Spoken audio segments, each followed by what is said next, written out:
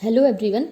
आज जिन टॉपिक पे हम बात करेंगे वो एक तो है लेवल ऑफ सिग्निफिकेंस यानी सार्थकता के स्तर, और दूसरा जिस टॉपिक पे हम बात करेंगे वो है डिग्री ऑफ फ्रीडम या स्वतंत्रता के अंश। ये मैं आपको बाद में इसलिए करवा रही हूँ कि अभी तक आपको ये क्लियर हो गया होगा कि इन दोनों का यूज़ हम कहाँ करते हैं। मैंने आपको टी टेस्ट करवाया था तो उसमें मैंने आपको डिग्री ऑफ फ्रीडम भी निकालने के लिए कहा था, जिसमें हम डी एफ निकालते हैं N1-1 प्लस N2-1। तो ये हम टी टेस्ट में जो डिग्री ऑफ फ्रीडम निकालते हैं, उसके बाद जब हम लेवल ऑफ सिग्निफिकेंस चेक करते हैं तो मैंने उसमें आपको बताया था कि 0.05 और 0.01 ये दो लेवल होते हैं जिसके आधार पर हम क्या करते हैं, सार्थकता के स्तर को चेक करते हैं, या जो दो मीन हमने लिए होते हैं उनके बीच में जो अंतर पाया गया है वो संयोग से यानी बाय चांस है या वो रियल में उनके बीच में डिफरेंस है। तो आपका जब ये छोटा क्वेश्चन आपसे एग्जाम में पूछा जाएगा, शॉर्ट नोट पूछा जा सकता है जिसमें आपसे पूछा जाएगा सार्थकता के स्तर, तो आपको लिखना है कि दो मध्यमानों के मध्य अंतर संयोग से है या वास्तविक अंतर है। ये ज्ञात करने के लिए मानक के रूप में सार्थकता के स्तर को आधार मानते हैं। तो मैंने ये बताया था कि 3 तरीके के यूज़ करते हैं, 0.05, 0.01 और 0.10 यानी 10 यानी 1%, 5% और 10%। ये 3 तरीके के स्तर यूज़ किए जाते हैं। अधिकतर 0.01 और 0.05 लेवल का हम यूज़ करते हैं।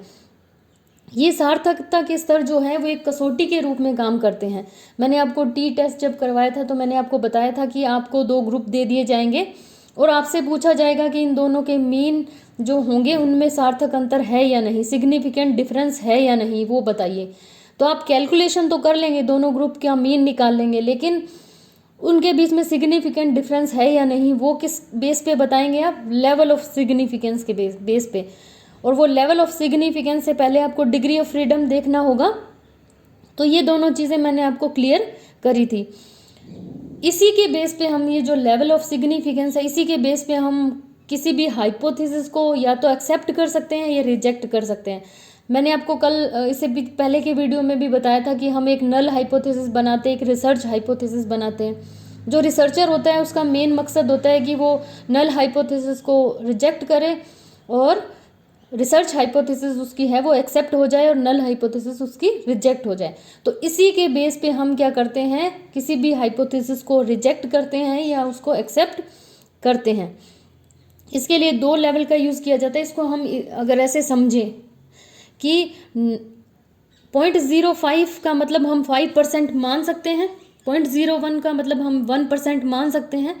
कहने का मतलब अगर कोई चीज़ 95% सही है तो उसमें 5% के सही नहीं होने की संभावना है, और कोई चीज़ अगर 1% पर देख रहे हैं तो इसका मतलब उसमें कॉन्फिडेंस लेवल कितना है, 99%।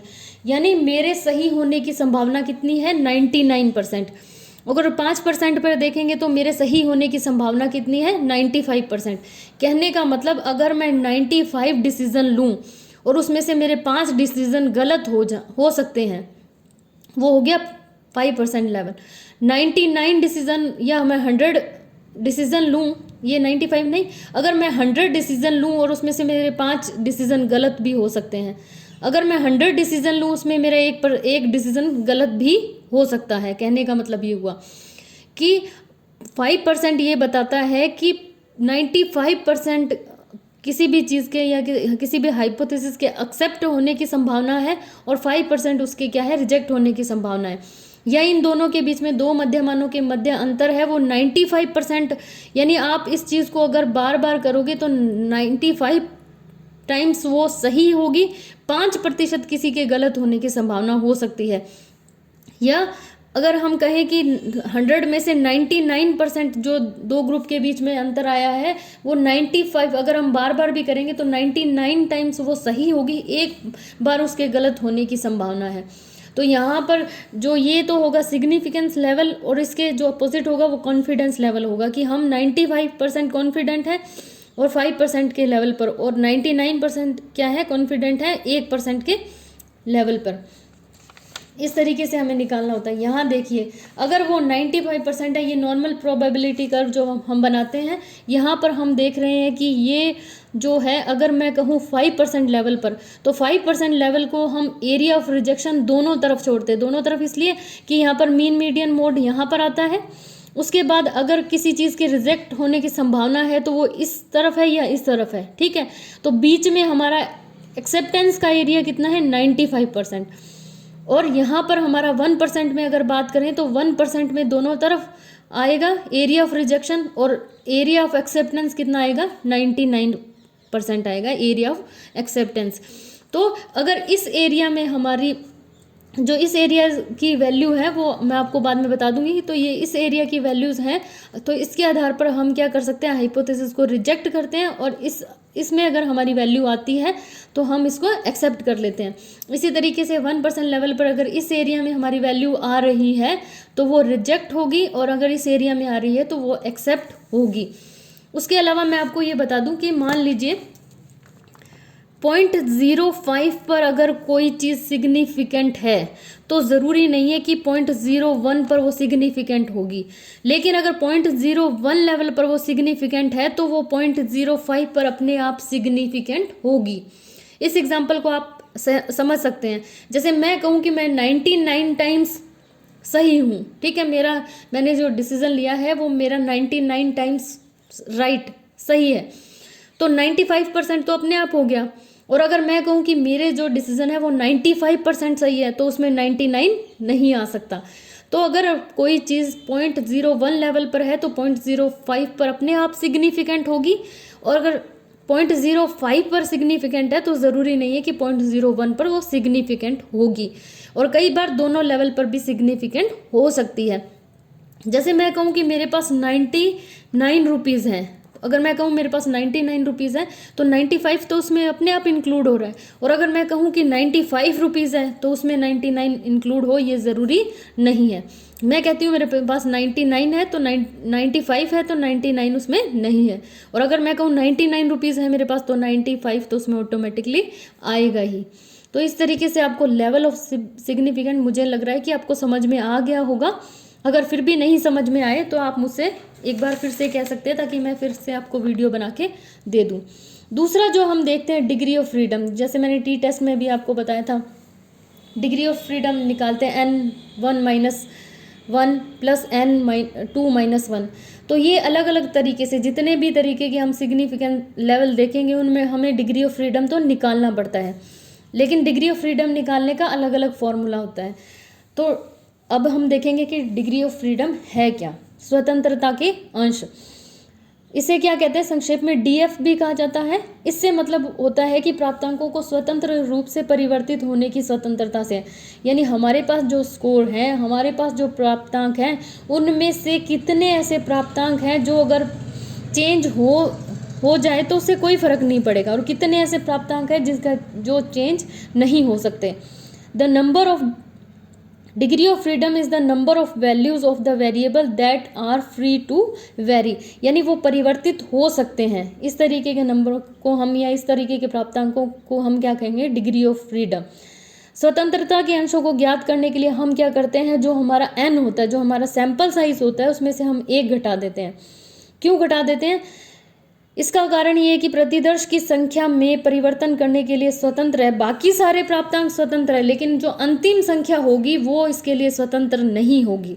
तो हम उस एक संख्या जो स्वतंत्र नहीं है उसको निकाल देंगे, तो हमारा क्या आ जाएगा, डिग्री ऑफ फ्रीडम। तो अगर मान लीजिए हमारे पास 10 प्राप्तांक हैं, उसमें से अगर एक फ्री नहीं है तो इसका मतलब हमारा फॉर्मूला क्या बन गया, n-1, यानी 10 में से 1। तो 9 जो प्राप्तांक है वो परिवर्तित होने के लिए स्वतंत्र है। जैसे एग्जाम्पल अभी देखिए आप, यदि 5 प्राप्तांक का मध्यमान 6 है, ठीक है, हमारे पास कोई 5 स्कोर है, किसी के भी हो, उनका मीन 6 है, हमें पता है कि उसका मीन कितना है, 6 है। अब इस मीन को हमने यहाँ पे लिख दिया 6 मीन आएगा, इसका मतलब उसका टोटल कितना होना चाहिए, 30 होना चाहिए। पहली संख्या परिवर्तित हो सकती है, ये 10, 5, 4, 7 ये मैंने लिखा है, इसकी जगह पे कुछ और भी हो सकता था।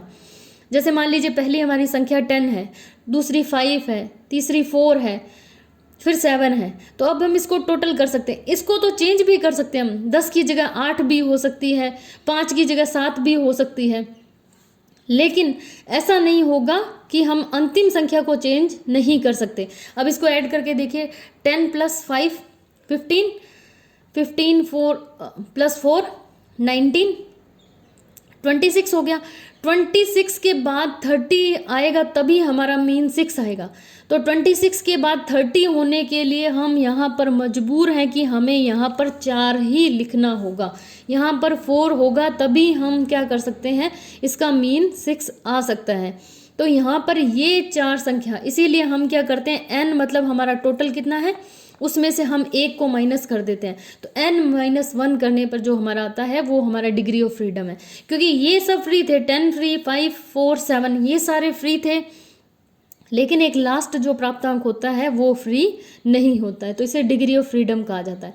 इसका एक छोटा सा एग्जाम्पल मैं और दूं आपको, जो इससे रिलेटेड नहीं है, वैसे एग्जाम्पल दे रही हूँ आपको, एग्जाम में लिखना नहीं होता इस तरीके का एग्जाम्पल। जैसे मान लीजिए मेरे पास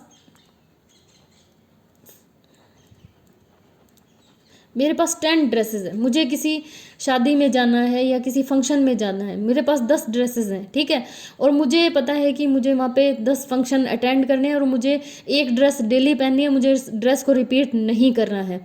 तो पहले दिन क्या होगा, जब पहले दिन मुझे ड्रेस चूज़ करनी होगी तो मैं इनमें से कोई भी चूज़ कर सकती हूँ। मान लीजिए मैंने ये वाली चूज़ कर ली, ठीक है, इस यहाँ पर हम किसी कलर का नेम भी लिख सकते थे, रेड कलर की, येलो कलर की, ब्लू कलर की, पिंक कलर की, इस तरीके से। तो अगले दिन मेरे पास ये चॉइस ख़त्म हो गई, अब मेरे पास 9 ड्रेस रह गई। अगले दिन फिर मैंने ये वाली पहन ली, फिर मैंने ये वाली पहन ली, फिर ये, जैसे जैसे आगे बढ़ते गए वैसे वैसे हमारे पास चॉइसेस कम होती गई, लेकिन फिर भी चॉइस तो थी। फिर उसके बाद लास्ट में जाके हमारे पास 2 चॉइस बच गई। अब मुझे या तो ये ड्रेस पहननी है या ये ड्रेस पहननी है। उस दिन भी मैंने चूज़ करके क्या किया, मैंने ये वाली ड्रेस पहन ली। अब लास्ट दिन मेरी मजबूरी है कि मुझे ये वाली ड्रेस ही पहननी पड़ेगी। ये क्या है, इसका मतलब ये सारी चीज़ें तो चेंज हो सकती थी, लेकिन ये जो एक चीज़ ऐसी थी जिसे मैं चेंज नहीं कर सकती थी। तो ये जो हमारे हैं, इसीलिए हम n-1 करके क्या कर लेते हैं, डिग्री ऑफ फ्रीडम निकाल लेते हैं। या इसका इस तरीके से एग्जाम्पल ले सकते हैं, मान लीजिए हमें किसी को 100 रुपीज़ देने हैं, ठीक है, मुझे पता है कि मेरे पास 5 लोग हैं जिन लोगों से मुझे 100 रुपीज़ लेने हैं, ठीक है।